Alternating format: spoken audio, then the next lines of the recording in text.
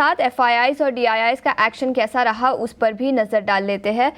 FIIs ने कल 3,500 करोड़ की बिकवाली कल के ट्रेडिंग सेशन में की। याद रखें 13वें दिन लगातार बिकवाली दिखी और हाईएस्ट एवर मंथली सेलिंग दिखी है अक्टूबर के महीने में अब तक डीआईआईज से। डीआईआईज की बात करें तो यहाँ पर करीब 2250 करोड़ की खरीदारी कल के ट्रेडिंग सेशन में दिखी। इंडेक्स फ्यूचर्स और इंडेक्स ऑप्शंस पर भी नज़र डालते हैं। 680 करोड़ की बिकवाली इंडेक्स फ्यूचर्स में, 2400 करोड़ की खरीदारी इंडेक्स ऑप्शंस में दिखी। स्टॉक फ्यूचर्स की बात करें तो 1200 करोड़ की बिकवाली और स्टॉक ऑप्शंस में 1150 करोड़ की खरीदारी करके ट्रेडिंग सेशन में दिखी। बट याद रखें डीआईआईज की जो स्ट्रेंथ दिखी है पिछले कुछ महीनों में वो काफ़ी काबिल तारीफ है, लेकिन एफआईआईज की बिकवाली अभी भी बरकरार है। इसी के साथ फ्यूचर्स एंड ऑप्शंस में कौन से स्टॉक्स नए बैन में ऐड किए गए हैं और कौन से निकाले गए हैं उस पर भी नज़र डाल लेते हैं। कोई नए स्टॉक्स ऐड नहीं किए गए, लेकिन Bandhan bank, Chambal fertilisers, Granules India, GNFC, Hindustan copper, Manappuram finance, RBL bank, इसी के साथ IDFC first bank, L and T finance, PNB, SAIL जैसे कुछ स्टॉक्स हैं जो ऑलरेडी एफएनओ बैन में है और वो आज भी एफएनओ बैन में रहेंगे। लेकिन आगे बढ़ते हैं। बाजार पर रणनीति बताने के लिए आज हमारे साथ यस सिक्योरिटीज़ के लक्ष्मीकांत शुक्ल जी जुड़ चुके हैं। शुक्रिया लक्ष्मीकांत जी समय निकालकर हमारे साथ जुड़ने के लिए। सबसे पहले बताएं इंडेक्स लेवल पर आप क्या रणनीति बताना चाहेंगे और कौन से लेवल्स पर हमें नज़र रखनी चाहिए निफ्टी और बैंक निफ्टी पर। शुभ प्रभात। अगर निफ्टी की बात की जाए तो निफ्टी सबसे पहले तो कल निफ्टी ने 50 डीएमए के नीचे क्लोजिंग दिया था, तो उसके चलते हुए स्ट्रक्चर थोड़ा वीक लग रहा है और अभी भी निफ्टी 25,250 लेवल के नीचे सस्टेन कर रहा है। तो मुझे लगता है कि जब तक निफ्टी इसके नीचे सस्टेन करेगा तब तक एक रीबाउंड मोमेंटम बना रहेगा निफ्टी में, क्योंकि निचले स्तर पर कुछ अच्छे सपोर्ट भी नजर आ रहे हैं जो कि 24,750 से लेकर 24,700 जोन के पास है। तो मुझे लगता है कि इन्हीं बैंड के बीच में निफ्टी ट्रेड करता रहेगा। ऊपर की साइड पर जो लेवल है वो 25,250 का है और जो निचले स्तर पर जो लेवल निकल कर आ रहे हैं वो 24,700 का है। तो जब तक निफ्टी इनके बीच ट्रेड करता है तब तक ये रेंज बाउंड मूवमेंट बना रहेगा। बैंक निफ्टी थोड़ा सा स्ट्रांग लग रहा है अगर हम बैंक निफ्टी से कंपेयर करें, क्योंकि ये अभी भी अपने 50 डीएमए के ऊपर सस्टेन कर रहा है और मुझे लगता है कि यहाँ से एक पुल बैक मूव हम एक्सपेक्ट कर सकते हैं 52,500 लेवल तक, जो कि उसका नेक्स्ट हर्डल है आने वाले समय में। अगर हम रिकमेंडेशन की बात करें तो आज का जो रिकमेंडेशन है वो पहला मेटल सेक्टर से है। मेटल सेक्टर 2 से 3 दिनों में काफ़ी सेलिंग दिखा चुका है और आने वाले समय में भी इसमें सेलिंग बनता हुआ नजर आ रहा है। तो उसी में से मेरा पहला स्टॉक है जेएसडब्ल्यू स्टील। 2 दिनों पहले इसने एक ड्रैगन फ्लाई डोजी पैटर्न बनाया था, उसके बाद वहाँ पे एक सेलिंग प्रेशर देखने को मिला जो कि इस पैटर्न को इसने नेगेट कर दिया। उसके बाद से हमें back to back selling pressure देखने को मिल रहा है। तो मुझे लगता है कि जेएसडब्ल्यू स्टील को हमें जो करंट कॉन्ट्रैक्ट है उसमें सेल करना चाहिए अराउंड 993-995 लेवल के आसपास, और जो हमारा इसमें टारगेट रहेगा वो रहेगा 943 का और हमारा जो स्टॉप लॉस रहेगा वो रहेगा 1015 का।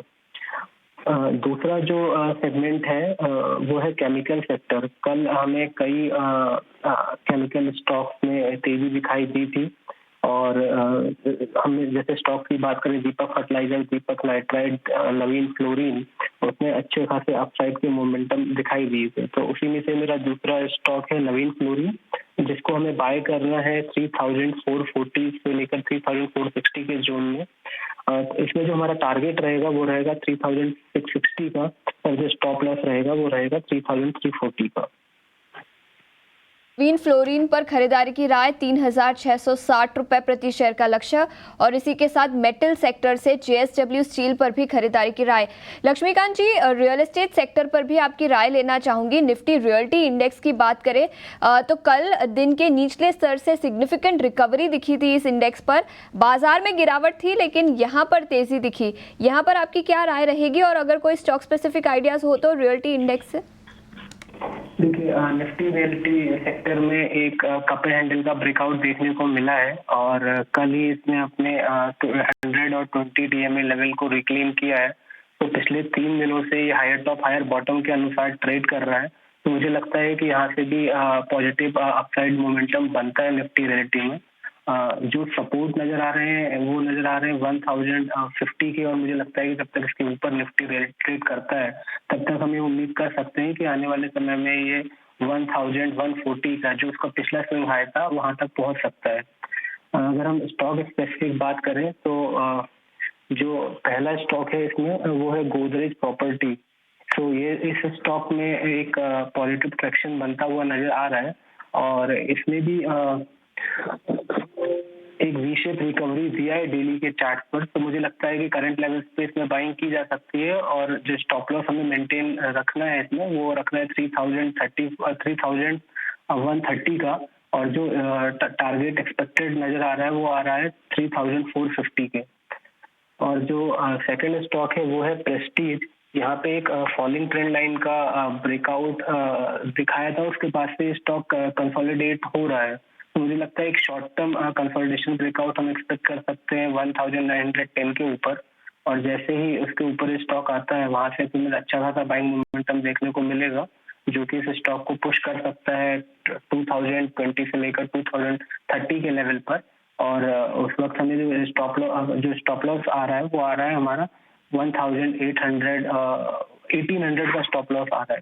So with the stop loss of 800 हम एक्सपेक्ट कर सकते हैं कि आने वाले समय में हमें प्रेस्टीज 2000 के लेवल भी शो कर सकते हैं। 2000 तक के लक्ष्य प्रेस्टीज एस्टेट्स में दिखाई दे सकते हैं। बहुत बहुत शुक्रिया समय निकालकर लक्ष्मीकांत जी हमारे साथ जुड़ने के लिए।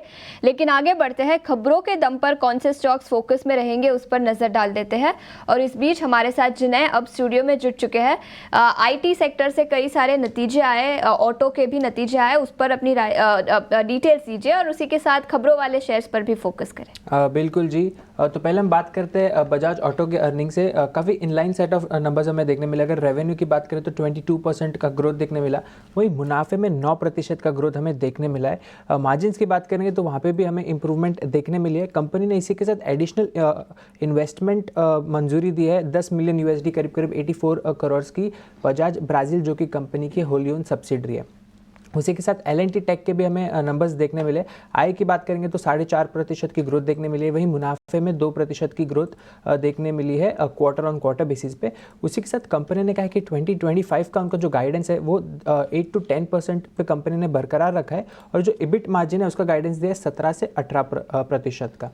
आगे बढ़ते हैं एम्फोसिस के अर्निंग्स के बारे में बात करेंगे तो वहाँ पे रेवेन्यू 3.5% से हमें ग्रोथ देखने मिल रहा है क्वार्टर ऑन क्वार्टर बेसिस पे, वहीं मुनाफे में 4.5% का ग्रोथ देखने मिल रहा है। कंपनी ने कहा है कि उनकी जो डील पाइपलाइन है वो काफ़ी स्ट्रांग नज़र आ रही है उनको, और जो उनका EBIT टारगेट रहेगा वो FY25 के लिए रहेगा 14.5 से 16% का। बात करते हैं दूसरे खबरों वाले शेयरों की, तो आज मेटल सेक्टर पर आपका फोकस बना रहना चाहिए। नैल्को, हिंडाल्को और वेदांता ये तीनों स्टॉक फोकस में रहेंगे क्योंकि अल्कोआ के काफ़ी अच्छे रिजल्ट्स हमें देखने मिले थे। रिजल्ट्स के बाद अल्कोआ का शेयर करीब करीब 10% से बढ़ता हुआ भी नज़र आया था।